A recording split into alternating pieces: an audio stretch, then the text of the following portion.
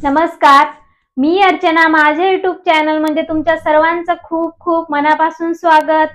आज मी तुमच्यासोबत वांग्याचं भरीत कसं बनवायचं हे मी आज तुमच्यासोबत शेअर करणार आहे। आमच्याकडे 2-3 महिने वांगी खात नाहीत।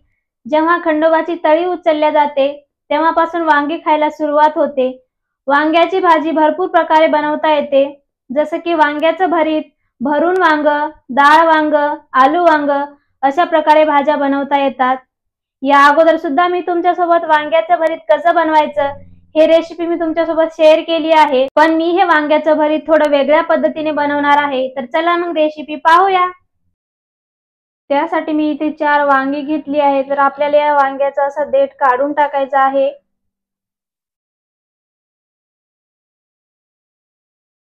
चाकूच्या सहाय्याने असा देठ कट करून टाकूया। आणि वांग्याचे आपल्याला 2 भाग करून घ्यायचे आहेत। पाण्यामध्ये टाकून घेऊ जेणेकरून वांगी काळी पडणार नाहीत। तर सर्व वांगे आपल्याला अशाच पद्धतीने कट करून घ्यायचे आहेत।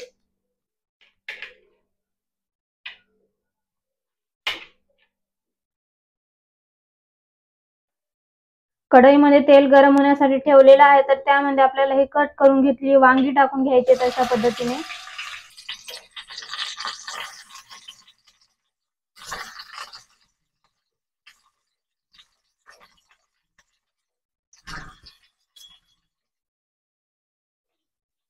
थोडंसं मीठ, झाकून ठेवायचं 4 ते 5 मिनिटं। वाटण तयार करू त्यासाठी मी ते 10 ते 12 हिरव्या मिरच्या हे मिरच्या अगोदर भाजून घेतलेल्या आहे। थोडीशी कोथिंबीर, 5 ते 6 लसणाच्या पाकळ्या आणि अर्धा चमचा जिरे हे आपल्याला मिक्सर मध्ये बारीक करून घ्यायचं आहे। 4 ते 5 मिनिटं झालेले आहेत। खोलून बघू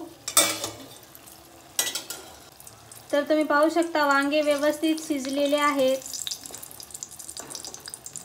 तर आपण हे सर्व वांगे काढून घेऊ।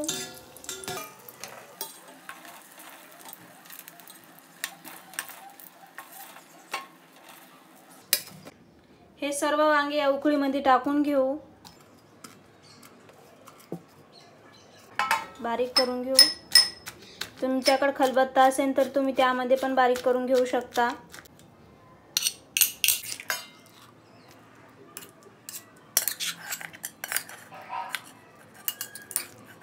त्याच तेलामध्ये आपण हे वाटून घेतलेलं वाटण टाकून घेऊया। जर तुम्हाला कमी तिखट आवडत असेल तर तुम्ही मिरचीचं प्रमाण कमी केलं तरीही चालेल किंवा मिरची पावडर टाकलं तरीही चालेल। व्यवस्थित परतवून घेऊ।